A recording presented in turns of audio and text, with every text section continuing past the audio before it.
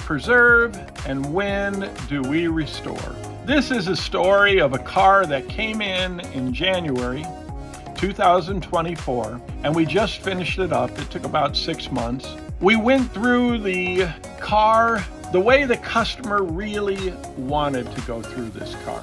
How do you go from simple cleanup, preservation, to a restoration? I want to go through a video as detailed as I possibly can on why we chose to preserve this 1971 Pontiac GTO. So what we're looking at on this 71 Pontiac GTO is basically original paint. The quarter panel is the only thing that has been replaced. It looks like the door was probably blended into. Deck lid, or this quarter panel here, you can see that it's pretty messed up. It was repaired a long time ago. Lots of moisture got into the plastic filler. You can see all the big cracks around the paint, and then it got into the plastic filler. And you know, as we peel this all apart, you're going to see how we dealt with it. Now this is the sill area up by the back window, and it's a mess. You can see the color match is off.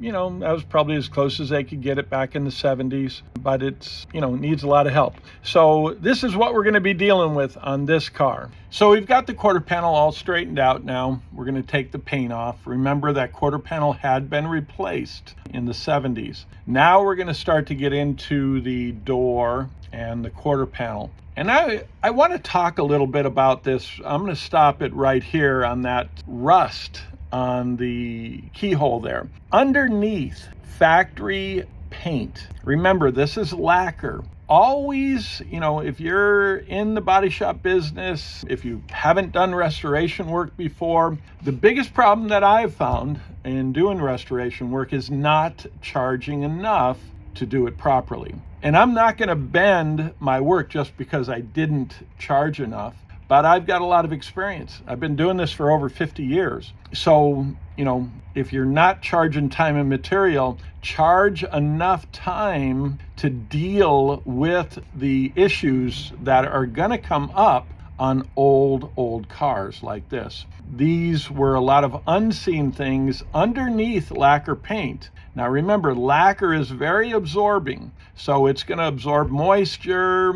If it has standing moisture on the paint, that water is going to go through the paint, through the primer, and onto the car. And none of this rust can be painted over with urethane, because once you encapsulate those areas, if you've got rust, it's going to bubble, and it's going to be a problem. So make sure you deal with that. And I'm going to start that video again. So we've got a lot of rust there around the door hole, the keyhole. We're going to sandblast that. As we move down to the bottom of the door, it's got a lot of pinholes. Nothing big, but it's got a lot of pinholes. So we're going to cut the whole bottom of the door off, and then we're going to deal with that.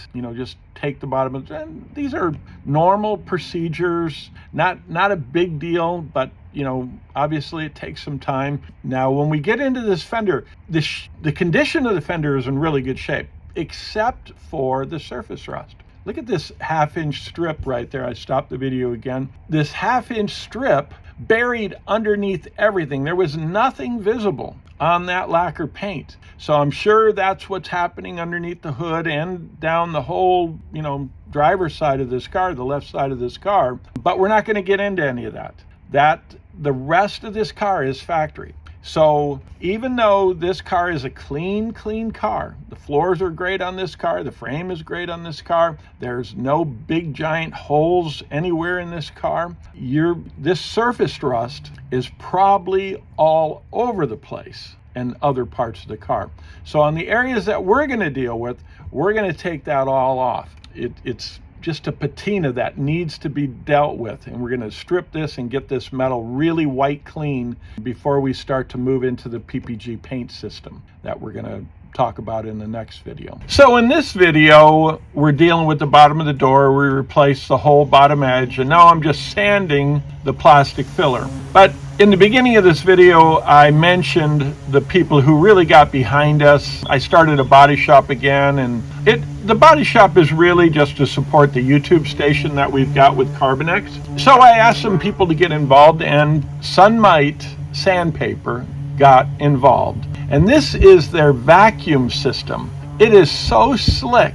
You're going to see how much plastic filler sanding here, and there's literally no dust. The tools are super smooth. I want you to just see this. We'll do this with a few of the products that we've got sponsored as we move into the priming stage of this project, which will be next. I want to show you the Infratech heater too. But yeah, just take a look at how much plastic filler I'm moving with sandpaper, and I believe this is 80 grit, just to kind of straighten it out down there, and it's not dusty at all, so it looks really good. A great tool, very smooth. Sandpaper works great. I've been using the sandpaper forever, but this vacuum system is super, super neat. So check it out. Sunmite vacuum system. All right, in this set of videos, we're going to get into the priming. PPG is a sponsor, and this is the VP 2050. Great primer, great for doing restoration work if you're looking for a super solid primer. High build from just a couple coats, and I wouldn't recommend putting on any more than that. I just put on a couple coats with a 1.8 tip, and it worked really, really good. So then if you notice this Infratech heater here, this thing is really slick, especially when doing work in California in the January, February months. It's portable, 17,000 watts, and it is an Infratech 161040. We were able to go down the whole side of this car and bake the whole side of this car, and it really worked out well. This PPG system, more like a PPG sandwich, really worked out well for the paint that we're going to use, and now we're going to get into that, and it is the EnviroBase water. And I really want to talk about especially the color match that we got on this GTO. So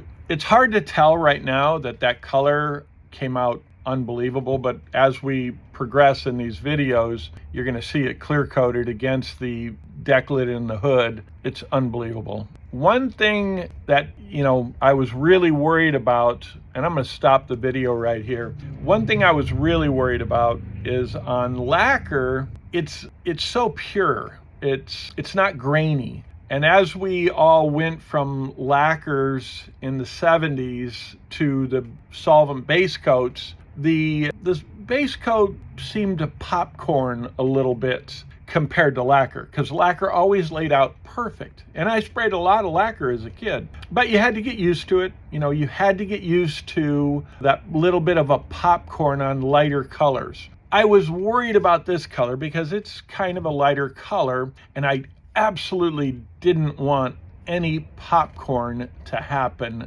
at all, and it didn't. This is the EnviroBase water by PPG, and it was a giant experiment for me, and I'm glad that PPG came along and went on this path with me, because the car came out really nice. We didn't do a complete restoration on this car. This was to tie in the right side of the car to the left side of the car. That looked really nice, and then we put all new decals on the whole car. But as we get into the clear coated part of this car, you'll see how nice it came out. You can see I blended up there on the roof. I blended the back cowl area. Now this is after clear. I blended into the hood with the clear coat. I blended into the deck lid with the clear coat, and it looks awesome. The factory panels, like the hood and the deck lid, didn't have a lot of paint on them, but it looked really, really nice. This is the side we didn't do. I just buffed it out with CSI. We did this whole side of the car, and it is just spectacular.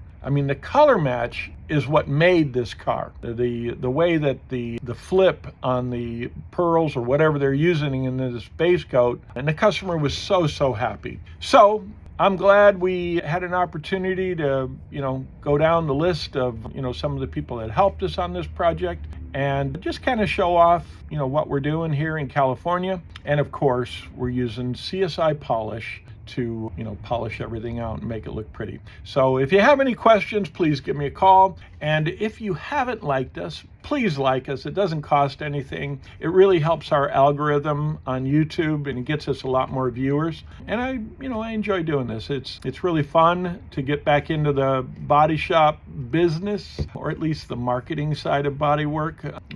Body work and paint is still hard. I'm 65 years old, and after doing this project, I remember all those days of working night and day trying to bust out a living in the auto body trade. So thanks again for joining me on this little journey. And if you have any questions, call me at 714-906-6619. Thanks, everybody.